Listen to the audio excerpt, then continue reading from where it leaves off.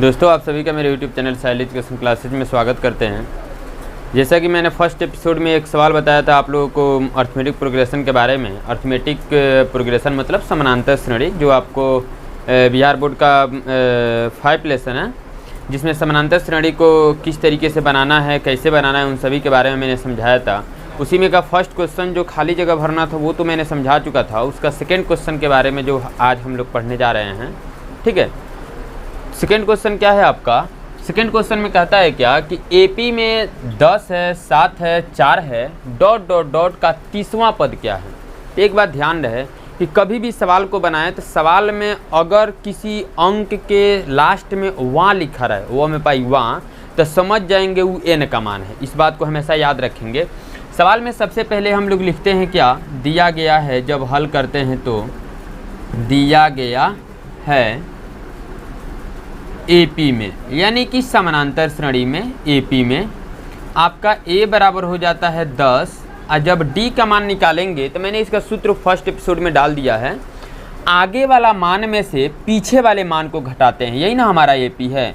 यानी आगे वाला आपके पास 7 है, मतलब A2 माइनस A1, यानी प्रथम पद, द्वितीय पद, तृतीय पद।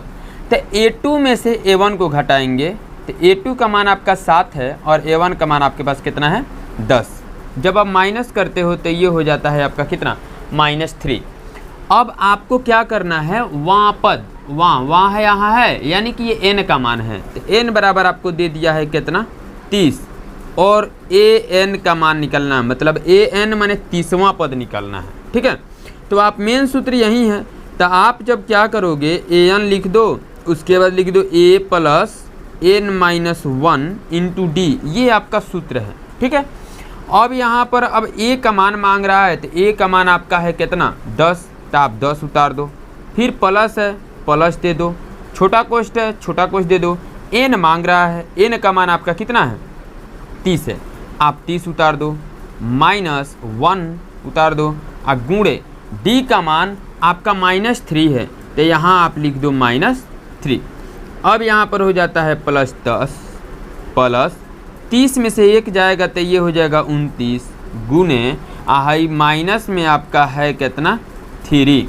यानी कि अब आप क्या करो, 10 हो गया प्लस प्लस माइनस क्या हो जाता है, माइनस, 29 तियाँ 87, ये प्लस में और ये किस में है, माइनस में। तो प्लस माइनस माइनस, तो 87 में से अगर 10 घटेगा तो ये हो जाएगा आपका कितना, 77। क्लियर हुआ। ठीक इसी तरीके से सेकेंड क्वेश्चन है आपके पास। सेकेंड क्वेश्चन है, मान के चलिए इसमें भी हम हल करते हैं। तो लिखेंगे सबसे पहले दिया गया है कि एपी में, कि में एपी में आपका दे दिया है कि a बराबर हो गया -3 और d बराबर हो गया A2 माइनस A1।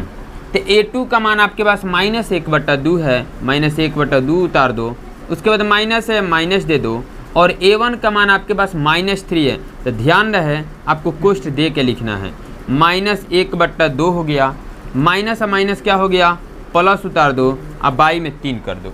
इसके नीचे जो है आपका 1 छुपा हुआ है, इस बात को दिमाग में रखेंगे। जब 1 छुपा है तो आप 2 और 1 का एलसीएम निकाल लो, ये हो जाता है आपका कितना, 2 हो जाता है। क्लियर हुआ। अब 2 से जब 2 में भाग मारोगे तो 2 एकम 2, यानी 1 मर्तबा में कट रहा है, तो 1 से इसमें मल्टीप्लाई कर दो, 1 एकम 1, प्लस का प्लस हो गया।